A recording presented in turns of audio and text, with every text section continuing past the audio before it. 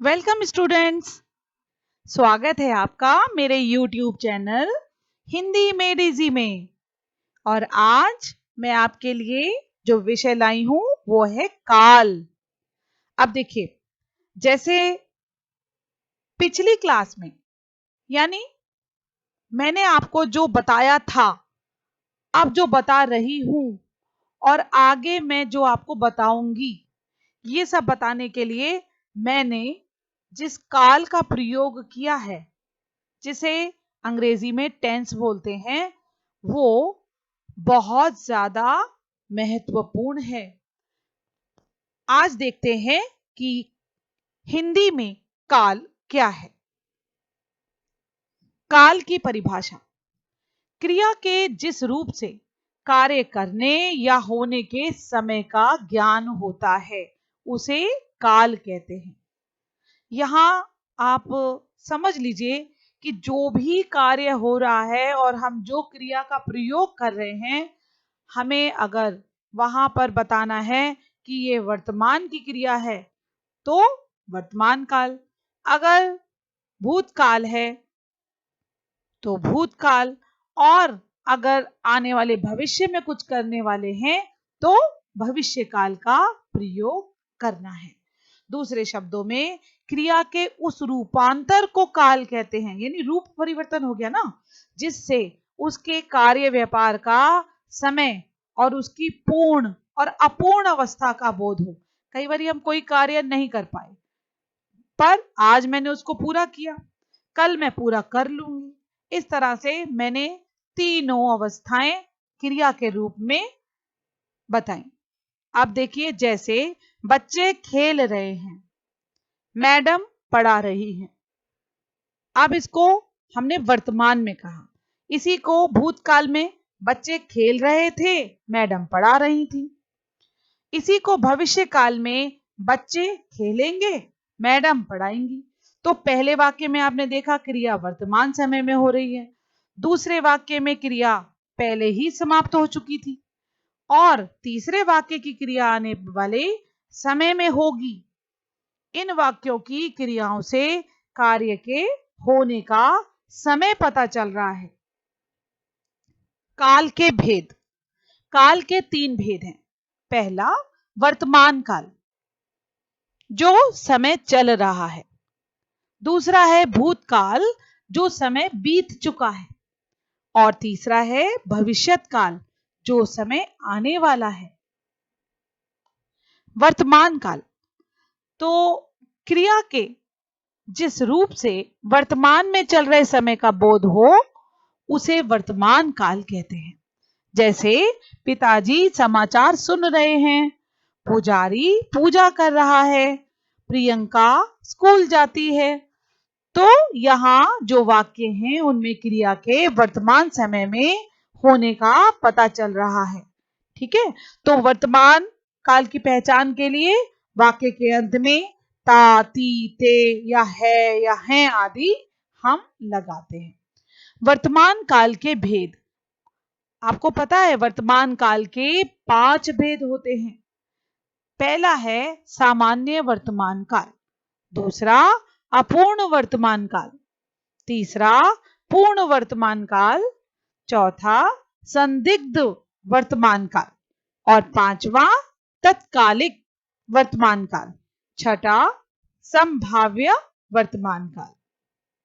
अब पहला देखिए, सामान्य वर्तमान काल, ये क्रिया का वह रूप जिससे क्रिया का वर्तमान काल में होना पाया जाए, वो सामान्य वर्तमान काल कहलाता है। तो एक उदाहरण देखते हैं, जैसे बच्चा खिलौनों से खेलता है। इस वाक्य में खेलना प्रस्तुत समय में है, किंतु ना तो वह अपूर्ण है और ना ही अनिश्चित है, तो इसलिए यहां सामान्य वर्तमान काल है। दूसरा देखते हैं अपूर्ण वर्तमान काल। क्रिया के जिस रूप से यह बोध हो कि वर्तमान काल में कार्य अभी पूर्ण नहीं हुआ, चल रहा है, उसे अपूर्ण वर्तमान काल कहते हैं। उदाहरण के लिए, मोहन विद्यालय जा रहा है। अब ये वाक्य में जाने का कार्य अभी हो रहा है, लेकिन मोहन विद्यालय पहुंचा नहीं है, तो ये अपूर्ण वर्तमान काल है। तीसरा देखिए पूर्ण वर्तमान काल। इससे वर्तमान काल में कार्य की पूर्ण सिद्धि का बोध होता है, यानी पूर्ण हो गया। जैसे वह आया है, सीता ने पुस्तक पढ़ी है। चौथा देखिए संदिग्ध वर्तमान काल, जिससे क्रिया के होने में संदेह प्रकट हो पर उसकी वर्तमान काल में संदेह ना हो, उसे संदिग्ध वर्तमान काल कहते हैं। अब वाक्य देखिए, मां खाना बना रही होगी। वाक्य में रही होगी से खाना बनाने के कार्य को निश्चित रूप से नहीं कहा गया, उसमें संदेह की स्थिति बनी हुई है, इसलिए यहां पर संदिग्ध वर्तमान है। पांचवा देखिए तत्कालिक वर्तमान काल। क्रिया के जिस रूप से यह पता चलता है कि कार्य वर्तमान काल में हो रहा है, उसे तात्कालिक वर्तमान काल कहते हैं। जैसे मैं पढ़ रहा हूं, वह जा रहा है इत्यादि। संभाव्य वर्तमान काल, इससे वर्तमान काल में काम के पूरा होने की संभावना रहती है, इसे संभाव्य वर्तमान काल कहते हैं। तो संभाव्य का अर्थ क्या है? संभावित या जिसके होने की संभावना हो। जैसे वह आया है, वह लौटा हो, वह चलता हो, उसने खाया हो। इस प्रकार से यहां पर संभाव्य वर्तमान काल है। दूसरा देखिए भूतकाल। क्रिया के जिस रूप से बीते हुए समय का बोध होता है, उसे भूतकाल कहते हैं। तो दूसरे शब्दों में अगर हम कहें तो जिससे क्रिया से कार्य की समाप्ति का बोध हो कि उसे समाप्त हो चुका है, उसे भूतकाल की क्रिया कहते हैं। जैसे वह खाना खा चुका था, राम ने अपना पाठ याद किया, मैंने पुस्तक पढ़ ली थी। तो ऊपर सभी वाक्यों में बीते हुए समय में क्रिया के होने का बोध करा रहे हैं, इसलिए ये भूतकाल के वाक्य हैं। भूतकाल को पहचानने के लिए वाक्य के अंत में था, थे और थी आदि भूतकाल के भेद। भूतकाल के 6 भेद होते हैं। पहला सामान्य भूतकाल, दूसरा आसन्न भूतकाल, तीसरा पूर्ण भूतकाल, चौथा अपूर्ण भूतकाल, पांचवा संदिग्ध भूतकाल और छठा हेतुमत भूतकाल। अब सामान्य भूतकाल क्या है? जिससे भूतकाल की क्रिया के विशेष समय का ज्ञान न हो, उसे सामान्य भूतकाल कहते हैं। जैसे कि मोहन आया, अब इससे पता नहीं चल रहा है ना कि फिर उसके आगे सीता गई, श्री राम ने रावण को मारा। तो यहां पर इन उदाहरणों में क्रियाएं बीते हुए समय में पूरी हो गई हैं और ये सामान्य भूतकाल की क्रियाएं हैं। दूसरा है आसन्न भूतकाल। क्रिया के जिस रूप से ये पता चले कि क्रिया अभी कुछ समय पहले ही पूर्ण हुई है, उसे आसन्न भूतकाल कहते हैं। इससे क्रिया की समाप्ति निकट भूत में या तत्काल ही सूचित होती है। जैसे मैंने आम खाया है, मैं अभी सोकर उठी हूं, अध्यापिका पढ़ाकर आई है। तो ऊपर लिखे वाक्यों में जो क्रियाएं हैं वो अभी अभी पूर्ण हुई हैं, इसलिए ये आसन्न भूतकाल की क्रियाएं हैं। तीसरा पूर्ण भूतकाल। क्रिया के उस रूप को पूर्ण भूत कहते हैं जिससे क्रिया की समाप्ति के समय का स्पष्ट बोध होता है कि क्रिया को समाप्त हुए काफी समय बीत गया है। जैसे उसने शाम को मारा था, महादेवी वर्मा ने संस्मरण लिखे थे। तो ऊपर वाक्य में क्रियाएं अपने भूतकाल में पूर्ण हो चुकी थी, अतः ये पूर्ण भूतकाल क्रियाएं हैं। चौथा देखिए अपूर्ण भूतकाल। जिस क्रिया से ये ज्ञात हो, ये पता चले कि भूतकाल में कार्य संपन्न नहीं हुआ था, अभी चल रहा था, तो उसे अपूर्ण भूत कहते हैं। जैसे सुरेश गीत गा रहा था, तो इस वाक्य में अभी पूरा ना होने का पता चल रहा है, इसलिए ये अपूर्ण भूतकाल की क्रिया है। पांचवा देखिए संदिग्ध भूतकाल। भूतकाल की जिस क्रिया से कार्य होने में अनिश्चितता अथवा संदेह प्रकट हो उसे संदिग्ध भूतकाल कहते हैं। इसमें यह संदेह बना रहता है कि भूतकाल में कार्य पूरा हुआ या नहीं। जैसे बस छूट गई होगी, दुकानें बंद हो चुकी होंगी। तो इन दोनों वाक्यों में क्रियाओं से भूतकाल में काम पूरा होने में संदेह का पता चलता है, इसलिए ये संदिग्ध भूतकाल क्रियाएं हैं। छठा देखिए हेतु हेतु मत भूतकाल।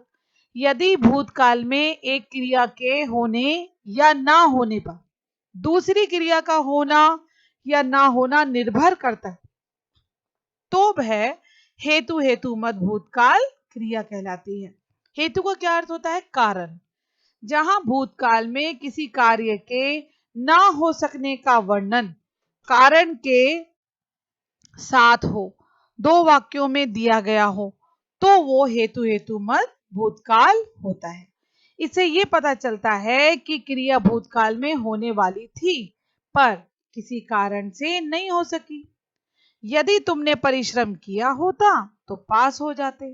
तो इस वाक्य में देखिए यहाँ पर जो क्रियाएं हैं एक दूसरे पर निर्भर हैं। पहली क्रिया के ना होने पर दूसरी क्रिया भी पूरी नहीं होती, इसलिए ये हेतु हेतु मत भूतकाल की क्रिया है। तीसरा देखते हैं भविष्यत काल। भविष्य में होने वाली क्रिया को भविष्यत काल की क्रिया कहते हैं। क्रिया के जिस रूप से काम का आने वाले समय में करना या होना प्रकट हो उसे भविष्यत काल कहते हैं। जैसे वह कल घर जाएगा, हम सर्कस देखने जाएंगे, किसान खेत में बीज बोएगा। तो इन क्रियाओं से पता चल रहा है कि ये सब कार्य आने वाले समय में पूरे होंगे, इसलिए ये भविष्यत काल की क्रियाएं हैं। भविष्यत काल के भेद। भविष्यत काल के तीन भेद होते हैं। पहला सामान्य भविष्यत काल, दूसरा संभाव्य भविष्यत काल और तीसरा हेतु हेतु मत भविष्यत काल। तो सामान्य भविष्यत काल में क्या होता है? इसमें देखेंगे क्रिया के जिस रूप से उसके भविष्य में सामान्य ढंग से होने का पता चलता है तो उसे सामान्य भविष्यत काल कहते हैं। जैसे देखिए बच्चे कैरम बोर्ड खेलेंगे, वह घर जाएगा, दीपक अखबार बेचेगा। तो यहाँ जो क्रियाएं हो रही हैं भविष्य में सामान्य रूप से काम होने की सूचना दे रही हैं। संभाव्य भविष्यत काल। क्रिया के जिस रूप से उसके भविष्य में होने की संभावना का पता चले उसे संभाव्य भविष्यत काल कहते हैं। जैसे शायद चोर पकड़ा जाए, परीक्षा में शायद मुझे अच्छे अंक प्राप्त हो सकता है मैं कल वहां जाऊं। तो इन क्रियाओं के भविष्य में होने की संभावना है, ये पूर्ण रूप से होंगी ऐसा निश्चित नहीं होता। तीसरा देखिए हेतु हेतु मत भविष्यत काल। क्रिया के जिस रूप से एक कार्य का पूरा होना दूसरी आने वाली समय की क्रिया पर निर्भर हो उसे हेतु हेतु मत भविष्यत काल कहते हैं। जैसे वह आए तो मैं जाऊं, वह कमाए तो मैं खाऊं, वह पढ़ेगा तो सफल होगा। तो इस प्रकार आपने जाना कि वर्तमान, भूत और भविष्य इन तीन कालों का जो प्रयोग है उसे आपने कैसे करना है, उनके भेदों को आपने अच्छी प्रकार से जाना। उम्मीद करती हूँ कि आपका जो इस विषय में यदि कोई संदेह भी होगा तो वह अब नहीं रहेगा और आपको ये बात अच्छी प्रकार से